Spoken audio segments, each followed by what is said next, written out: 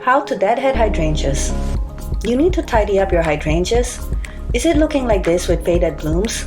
Want to learn how to properly cut off dead hydrangea flowers? In this video, I will show you how to deadhead hydrangeas. What is deadheading? Deadheading is removing the spent or dead flowers of hydrangeas. The main goal of deadheading is to tidy up your hydrangea shrub. Be careful when pruning your hydrangeas.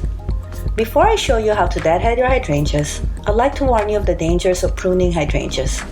Pruning hydrangeas can result in no flowers the following year. If you cut off a large portion of the stem, you can actually cut off the flower buds. The flower buds are the flowers for next year. I personally just deadhead some flowers so the shrubs looks neat and tidy, but I don't prune much further than that. And when it's late summer, I stop deadheading my hydrangeas and I just let the dead hydrangea flowers dry out. I think the dried hydrangea flowers makes it visually more attractive. How to deadhead hydrangeas? The key to deadheading hydrangeas is to know where to cut. Cut just below the spent hydrangea flower and above the first set of leaves. Make sure you don't cut off any flower buds. Cut above the flower buds. Your goal with deadheading is to just tidy up your hydrangeas by removing the dead flowers. That's it.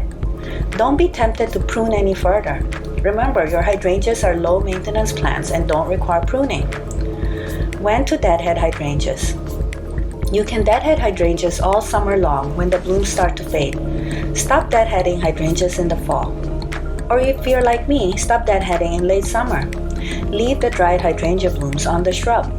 Remember, with hydrangeas, less pruning is better than over pruning. Please like and subscribe for more gardening videos like this. Thanks for watching.